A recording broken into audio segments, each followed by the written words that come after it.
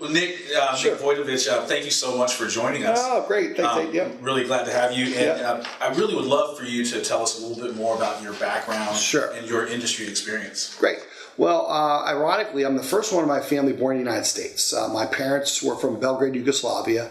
My dad got a last-minute scholarship to go to Cornell University to get his master's in engineering.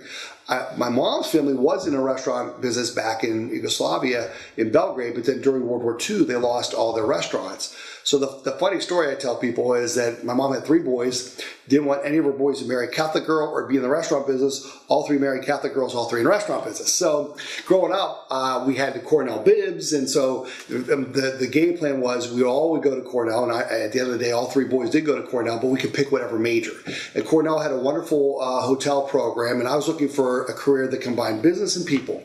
And I had started when I was younger, 12 or 13, working in my neighborhood, had a little Italian restaurant, and I was their dishwasher.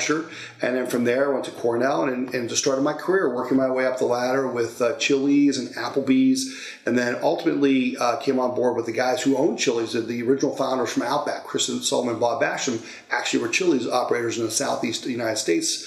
And I joined that group and then went from Chili's over to Beef O'Brady's. And Beef O'Brady's was my great run where I was there. We went from 30 restaurants to 270 restaurants. I worked my way up to president of the company. I was one of the partners. But then ultimately we did sell to a private equity firm. And that's where I went back to school, got my master's degree, looked at 80 different concepts, and then ultimately found a wonderful gem, Little Greek. And we've had a great run so far. So we've really enjoyed it. Well, really, for me, I cut my teeth more on the operations side. So when I first was getting out of college, I was working as a restaurant manager, GMs, and then I made a move more into the human resource and recruiting side.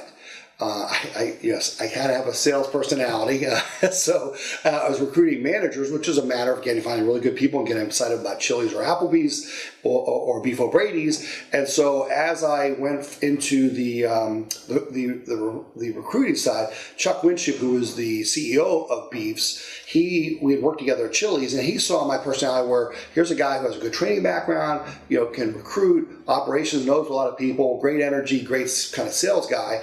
And so Chuck brought me on board with Beef to really kind of get things started and get things rolling on that side. So that's where I kind of learned about the franchising business. And I will tell you, I made a lot of mistakes. And those are the mistakes that we've tried to fix at Little Greek, where we're trying to be more selective, take our time, build out the right spots, do long-term deals. And that's part of anybody's career, is you learn from your mistakes. And here at Little Greek, I'm trying to take the mistakes I made at Beef's and improve it and do a good job at Little Greek with my franchise team there. So it's been a great run, but that's kind of how I got into the franchising. But as you know, in the franchising world, it's operations, site selection, it's real estate construction, it's human resources. It really combines so many skills. So I do find it very interesting and challenging and a lot of fun as we've been building our Little Greek, not Beefs, but Little Greek corporate staff. It's great to bring in great folks who have experience to make the team even better. So it's been a great run.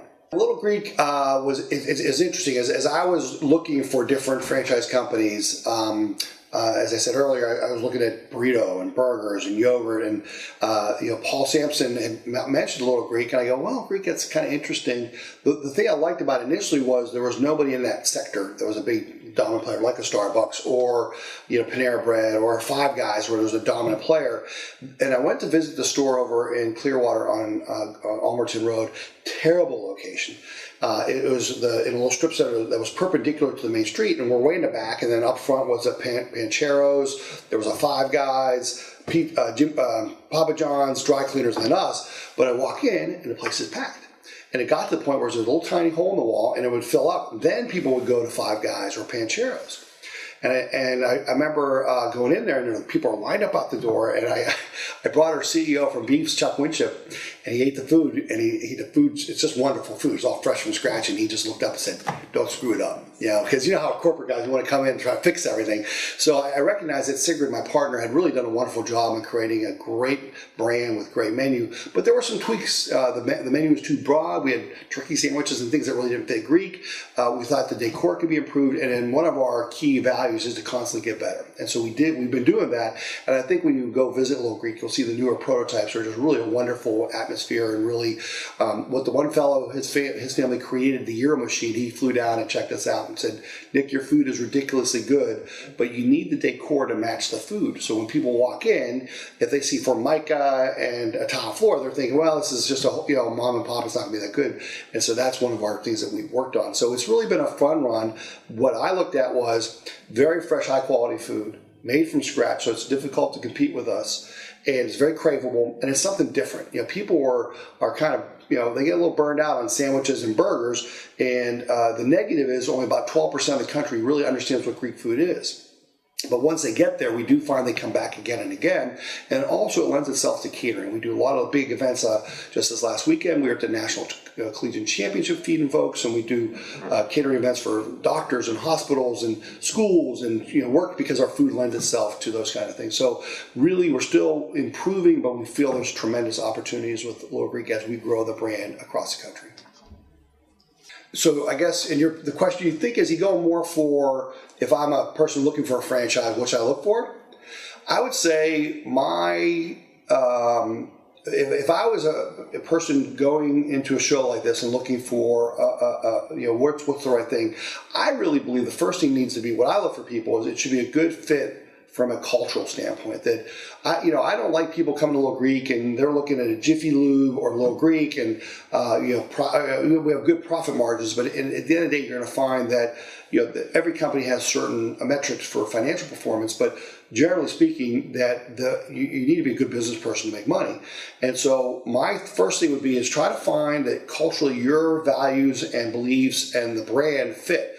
That if you came to me and said, Nick, I don't eat Greek food, but I want to be a franchisee, I would say probably that's not a good thing, because I believe one of our other key values, we talked earlier about one of the values is constantly get better. Well, the other one is passion. I want people who are passionate, wear the logo, they're excited about Little Greek, and that's part of their thing, that's why they're here, as opposed to, they're kind of very calculating, and I can make 0.5% better return on this brand, so I'll go that route. So number one would be, I look for folks, I would say, find a company that you feel you believe in and you enjoy and that you would like to represent. Number two, you got to look at, you got to look at the management team and see, do these people have the skills because when I look at a franchisee, I look at this as a 10 or 20 year relationship. At Beef O'Brady's, we had 17 second generation owners that their parents had opened the store, and now we're dealing with their children, which is a wonderful thing. It's a legacy. And my younger brother Greg is over at Arby's, and they had third generation people at Arby's. So you got to look at this as when you're doing a franchise, this is a long 10, 20, 30 year, and ideally you want a management team that's going to keep the brand on track and in place, because I'm sure all of us have seen concepts that grow and then collapse. And certainly what you want to be with is a company that continues to grow, improve, and provide long-term returns. So number one would be passion. Number two would be the management team. And then number three would be does it work for you and your family?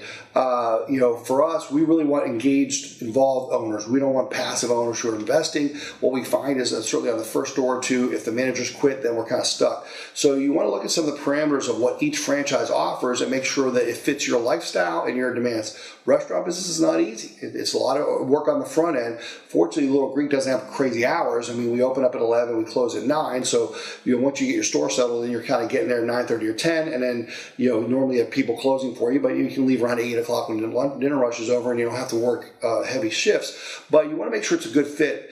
Because some people get very excited that I like eating in restaurants. I want to be a restaurateur. Well, make sure you do your homework for whatever company you go into of what it takes, and go talk to the franchisees to make sure it's a good fit for you as well. So those are some of the things that I would look for in a brand. And then the final thing, I guess, would be return on investment. Is we're all here. You got to make money. You got to make a living, and you want to make sure that one of the things I try to do at Little Greek is to keep our front investment very low, 150 to 250 total.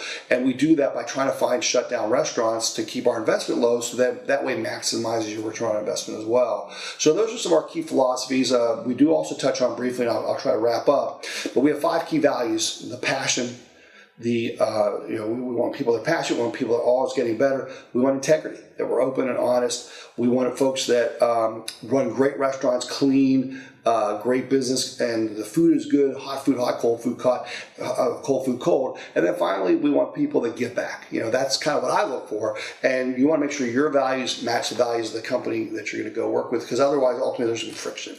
and it happens. It's part of life. And then when you join a franchise, realize this is a long-term commitment, and there will be times where you might be crosswise with the franchisor, and you need to feel like you can resolve issues and move forward. And then finally would be when you're joining a franchise, realize that it's not your brand, it's our brand. And that we have a lot of people coming into a franchise system and they want to be entrepreneurs, but in a franchise system, you're really kind of following a model. And the more you deviate from that model, sometimes you're going to hurt your neighboring franchisees. You start offering a different item on the menu, and then my customer's going to another store and they can't get it. Or if you're not executing well and customers are not having a good experience at your restaurant, then that's not fair to the surrounding franchisees, because they might not go eat at another Little Greek because they had a bad experience at your store. So, I think franchising is a wonderful vehicle. It can create tremendous opportunities. I've seen tremendous success.